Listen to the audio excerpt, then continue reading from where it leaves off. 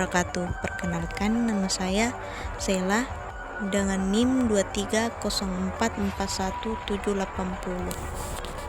Baik, sini saya akan menjelaskan materi tentang pengindaran jauh.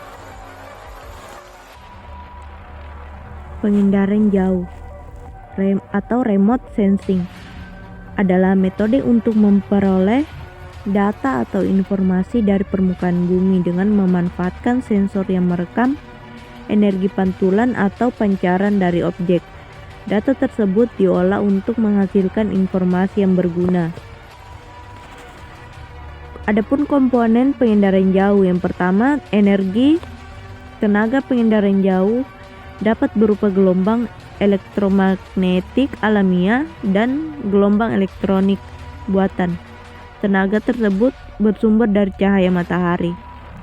Elektromagnetik alamiah berasal dari matahari, disebut juga sebagai sistem pasif karena sangat bergantung dengan matahari.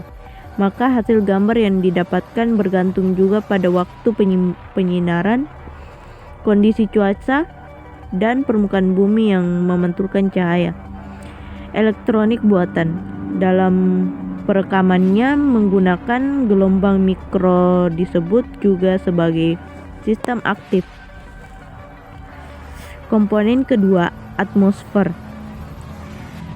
Terdapat molekul gas yang dapat menyerap, memantulkan, dan mempengaruhi tenaga elektromagnetik yang dapat mencapai permukaan bumi.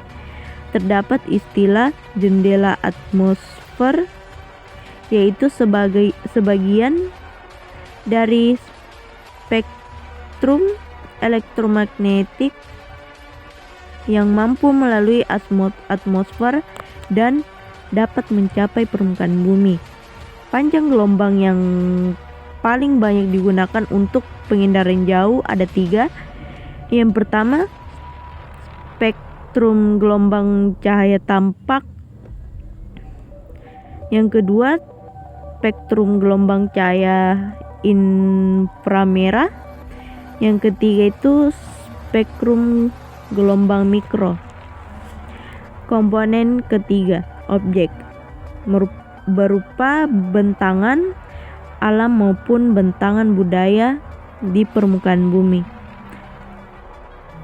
Permukaan atau fenomena yang diamati seperti di gambar berikut. Komponen keempat, sensor, digunakan untuk melacak, mendeteksi, dan merekam objek-objek di alam jangkauan tertentu. Alat untuk menangkap energi pantulan atau pancaran aktif. Komponen pengindaran jauh yang kelima, perolehan data dilakukan dengan cara manual, yaitu dengan cara menginterpretasikan foto udara secara visual dan cara digital dengan menggunakan komputer. Yang keenam itu penggunaan data sebagai tolak ukur keberhasilan. Aplikasi pengindaran jauh dipengaruhi oleh pengetahuan disiplin ilmu masing-masing, baik lembaga maupun perorangan. Jenis sensor pengindaran jauh ada 2. Yang pertama, sensor pasif, memanfaatkan sumber energi alami atau matahari. Contoh kamera fotografi satelit. Yang kedua, sensor aktif, menghasilkan energi sendiri dan mendeteksi pantulan. Contoh itu radar dan lidar. Proses pengindaran jauh, pengumpulan data, sensor, penangkapan data energi dari objek. Yang kedua, pengolahan data.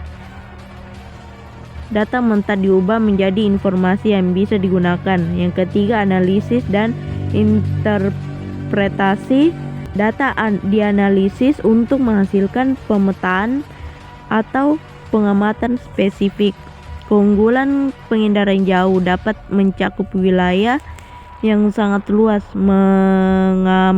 mengamati wilayah yang sangat sulit dijangkau manusia, memberikan data dalam waktu nyata, efisien dalam waktu dan biaya dibandingkan dengan survei lapangan langsung. Keterbatasan pengindaran jauh terpengaruh kondisi cuaca seperti awan yang dapat menghalangi sensor pasif, biaya tinggi untuk teknologi sensor canggih dan satelit, membutuhkan keahlian khusus dalam mengelola dan interpretasi data. Nah, yang terakhir kesimpulan, pengindaran jauh adalah teknologi vital untuk eksplorasi dan pemantauan bumi dengan kombinasi sensor, platform, dan analisis data. Pengindaran jauh berperan besar dalam berbagai sektor seperti lingkungan, perencanaan wilayah, dan mitigasi bencana. Nah, itulah tadi penjelasan dari saya tentang pengindaran jauh. Kurang dan lebihnya mohon dimaafkan. Wabillahi taufik wal hidayah. Wassalamualaikum warahmatullahi wabarakatuh.